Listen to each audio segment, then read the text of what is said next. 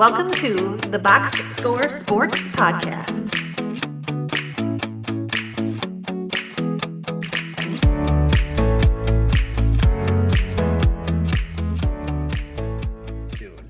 Okay, ready to move on to the Heat? Let's do it. Okay, this is the NBA exit interview for the Miami Heat. So if you're a Heat fan or NBA fan, let us know in the comments down below what you thought of the Heat season. What do you think of their offseason so far and what you want them to continue to do? They finished last season 43 and 39, lost the playing game to the Hornets, I believe. So that's what I wrote down. I wrote these last week and I'm doubting myself. This is what's happening. So, okay, let's start with some pros, Clint. Give me a pro for the Miami Heat. I'm going to start with Davion Mitchell. He, I mean, I don't want to say like blew up because again, we're talking like 9 points a game here, 28 minutes, but his defense and his 3-point shooting, again, 39%, almost 40%. Well, yeah, basically the last, 2 years? Yeah. It's just, look, he doesn't shoot a lot of them, but if you can at least be respectable, that's kind of what you're looking for. And that'll be important going forward for this team. But to turn Davion Mitchell, kind of let him go in that system, like have the ball or attack on ball defense, it's kind of, I don't want to say exciting, but it's like, it's a positive that he's kind of like gotten a bigger role than what he had like in Sacramento. Yeah, I liked and he brought a little bit of stability to the offense. I think like he's kind of the cool on the guard point of attack that you want on the because he's like 6 foot, so he's like right, like so he's like really what's it called? Annoying.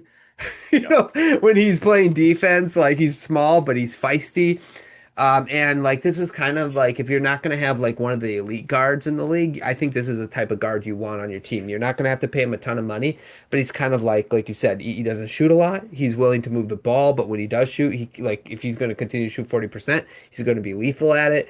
And he's not going to need the ball to be effective, where then you can bring on other people to that, like, like that's why I think he works so well with Tyler Hero and Norman Powell, because then those guys could have the ball and do what they want with them. So, yeah, I think that's a good one. Yeah. He's an annoying dude to play against. Yes, yes. Yeah, tell me about it. Norman Powell, I put as a pro. He's no longer on the team, but he did average 21 points. He was an all-star this season, and we'll talk him in the cons as well. But for the most part, the majority of the season, I thought Norman Powell was a pro for the Heat. I would agree. Yeah, and just like he kind of replaced Hero. Like him and Hero are kind of the same player ish. I think Hero's a little bit better at like moving the ball and shot creating, but I think that's kind of what happened in the back half of his season. So we'll talk about that a little bit more. Okay, give me another pro. 83-point Bam, baby. I put that Hey, down. hey, Yeah. again, I know people have their ups and downs. I say it often. Your mileage may vary on that 83 points. I always, yeah, there's parts of it I don't like. I always do think like if you have a chance to do it, I just know. do it. Agreed. And I do think like in his case, no one's going to look back in history and be like, wow, he was better than Kobe Bryant. Right. But I think if you get one of those nights, just go for it. So just to see someone score 83 points, second highest ever, right? Like, you watch that and trying to imagine like watching Wilt put 100 on someone is like hard to imagine. But hey, 83 points, you'll always remember it. Yeah.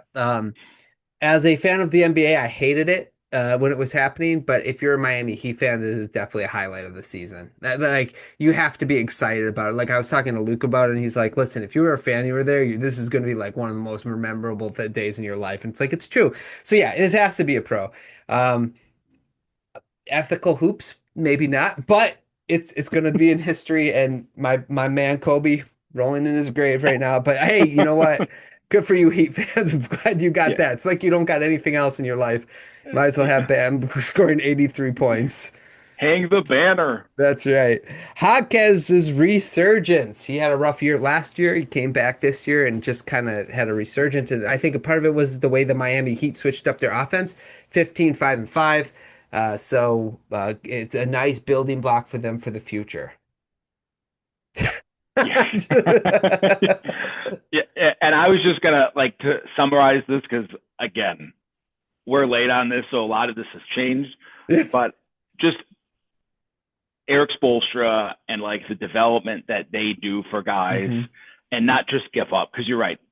Last year, Jaquez, you would have been like, well, that was I don't want to say a flop, but like, oh, he had a good year, and then it kind of fell off.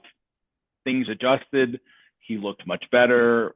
Pelle Larson, Yakachonis, like all those guys, like they just like mine these guys out and they put them in that system and they find a way to make things work. Yeah, agreed. Khalil Ware too, 11 and 9, 39% from three. So obviously, there are concerns with him, but there's also like something you can build off of if you're the Miami Heat. Wink. Yeah, I'm just gonna add that wink in there. Okay. Okay. Cons. Oh wait, any other pros? Sorry. No, no. Okay. Okay, let's go to the cons then. Give me your first con for the Heat. I'm gonna go with Nikola Jovic. Like I have him it down too, really, yeah. yeah, it was really kind of like an ugly year from him, like 27% from three, 36, 37% from the field. He's got a new contract kicking in. Maybe, now going forward, he'll have a different role, maybe get to do things that he's better at. But again, one of those guys, we talked about it with Jaquez Jr., right? Like good year. And then he came back. Like, are we going to get the same thing with Jovic here, where he had a good year last year, was a poo-poo platter, and like now, can they kind of revive that? Yeah, I had him down too. Yeah, step back. My first con is the hero coming back and like him and Powell just couldn't coexist on the basketball court. It got to the point where it's like Powell was barely playing. So like it's a bummer because when they made that trade in the offseason, I was pretty high on it and I thought like, oh, when Hero sits, when he gets healthy because he was injured, when he gets healthy and Hero sits, Powell will be able to do what Hero does, but it almost was like he was not much more of a factor once Hero got back. So that sort of relationship, the chemistry between the two or whatever it was, it just didn't work out. And I thought it was a con because I felt like it kind of limited, not that the Miami Heat had a big ceiling, but definitely limited what you thought maybe their ceiling was. Yep. Yeah. They couldn't figure out like a back and forth or how to share it. And defensively, it's a struggle with the Yeah, both that's of the other them. thing. Yeah. So it kind of like fell apart with that. Yeah, agreed. I would suggest moving on from one or both of them this offseason. Yeah, Yeah, probably. okay. It might be a I'll good idea. stop. Yeah, I'll stop. Okay, another con. I'm just going to put Bam shooting. I mean, we talked about he had 83 points, but this is like back-to-back years now where he's sub 50% from the field, 48, now 44, and his three-point percentage just shy of 36, down to just shy of 32. And, like he really didn't shoot before outside of, the painted area mid-range. He kind of expanded that, and 36% from big guy is like passable, right? Like you're not going to complain about that. But he upped his volume 5.5 a game, and it went down to 32. And as we think about the Heat going forward with what they've done already this offseason, if he's going to shoot 32% from three, there's going to be problems offensively. Or if he's going to continue to shoot 45% from the field, like those things have to change if you're thinking about the Heat going forward after some of the moves they made. Yeah, correct. Do you think that could be because a lot more of especially because Hero was out, right? So like for a chunk of the season. So do you think that part of that is just because of like he was the guy, like he was the main dude, where before he was kind of sharing those responsibilities with Hero to a certain extent, and maybe he can't handle being like the dude. Yeah, yeah. No, I think that's part of it, especially like the 44% from the Yeah. inside the arc. That's really low for a center. And I know he's not like a traditional, I'm just going to go inside and dunk all over center, but I think that's part of it is like taking tougher shots. Yeah.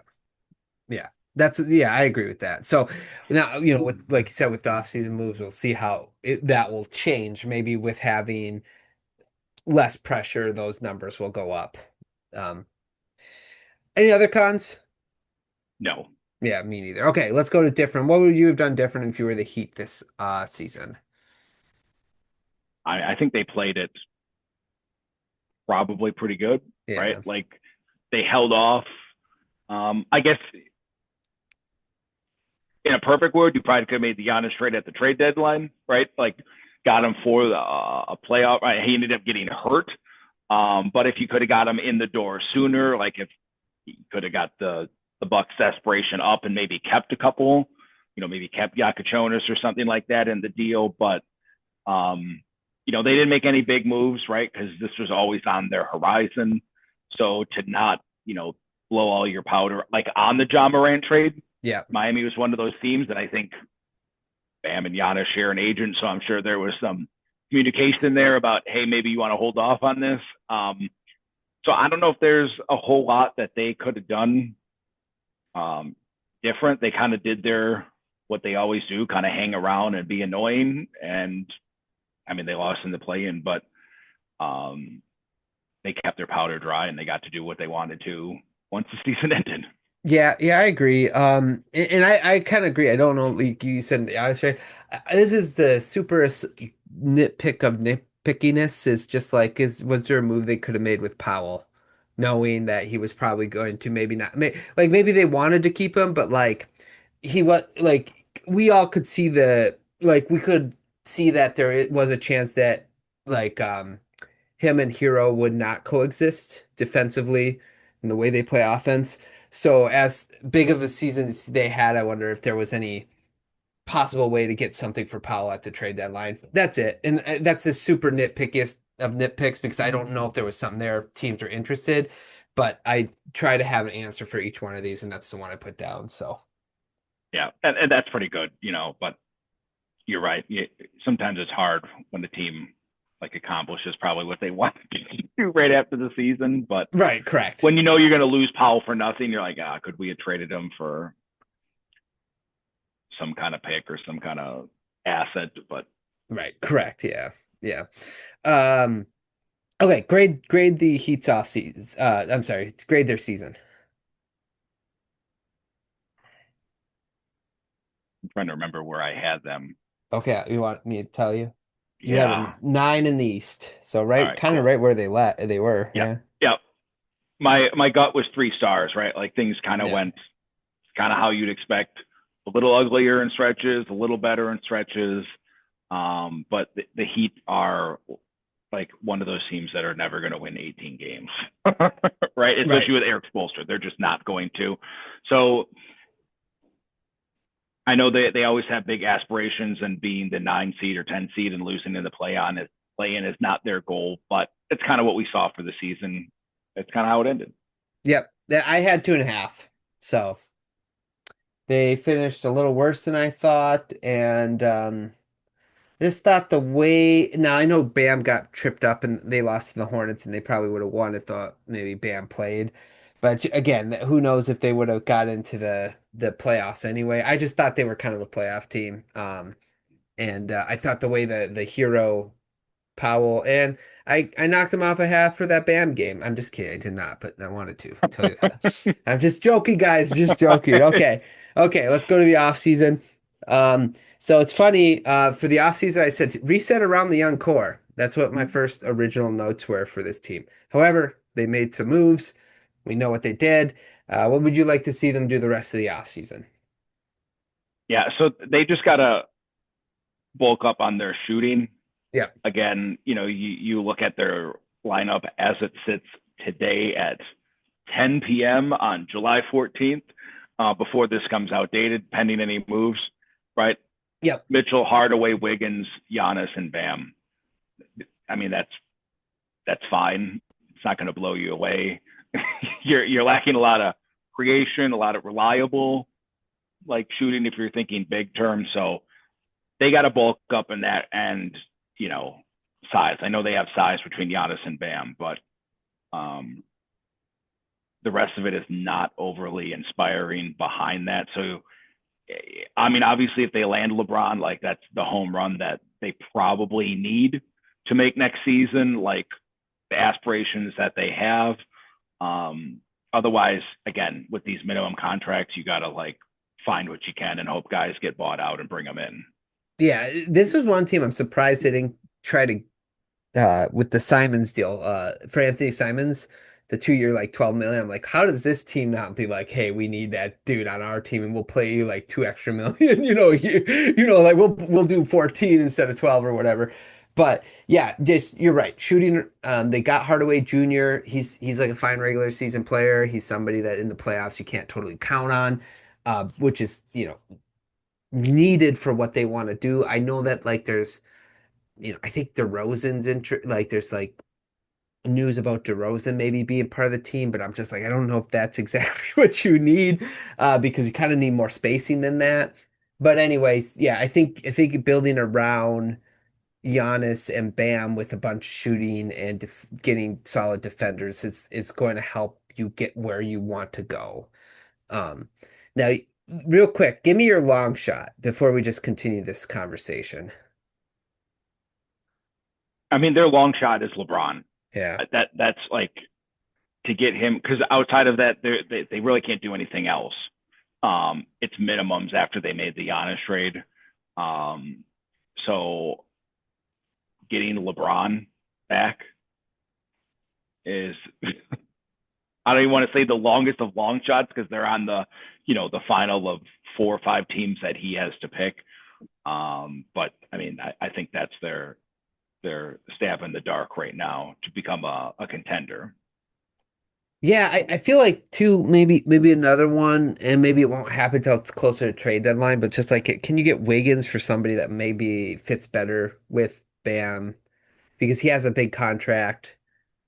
Can you get someone, you know, obviously not what's his name?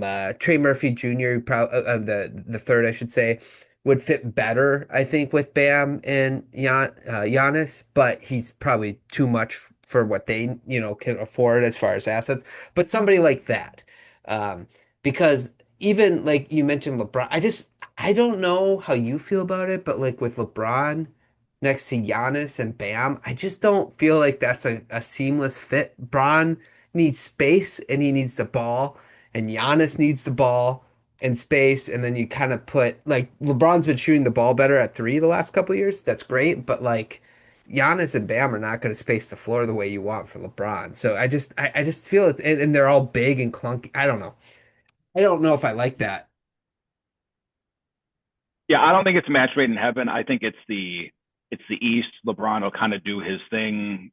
They'll be again, they're the Heat. They have good coaching. They will be a good team.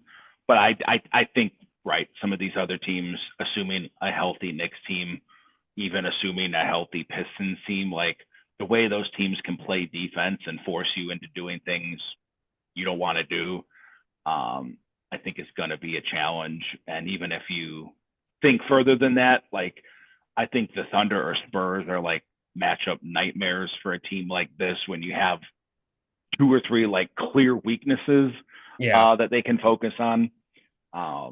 But I guess if you get LeBron, you can't say no, right? I Right. Well, just think, right. yeah, Yeah. the IQ of it alone like gets you 5 or 10 wins in the season, assuming he's healthy for most of it. Yeah, yeah. I wouldn't sneeze at the team at all, but I would be very skeptical of the fit. That's all. It's just like, okay, so then if they sign LeBron, what do they like Wiggins? Is he coming off the bench or are you gonna play him at the two? And then that makes your team like really big, but like I don't know if ever I don't know. It just seems like it's a hard fit, but we'll see what happens. Okay, anything else, Clint? Heat fans, you're gonna love Bobby Portis like once or twice a month, and he's gonna make you wanna just turn the TV off or punch a TV like you're a Cowboys fan. So have fun with Bobby Portis. Like you'll never see a dude that's going to make Eric Spoelstra want to like pull his hair out when you see these non-box out box outs. But he knows how to play with Giannis, so there will be some cohesion there. Like I'm sure Bobby's going to come off the bench for Bam, I think, more often than not, to be like the center to get the spacing that Giannis needs. But Bobby Portis is a roller coaster ride, guys. It's up and down. So enjoy the ride is what he's saying. Enjoy it. Yeah. Yeah. Okay, man. Well, thanks for your PSA to the Heat fans. I'm sure they appreciate that. For everybody else, let us know down in the comments down below what your thoughts of the Heat seasons was and what you think about their offseason, what you want to do. How do you feel about the LeBron fit? Don't forget to like and subscribe, and we'll talk to you guys real soon. Thanks so much for watching this clip of the Box Score Sports Podcast. I hope you guys enjoyed. If you haven't yet, please subscribe to our channel. Follow us on Instagram and Twitter or X. And we'll talk to you guys real soon. See ya.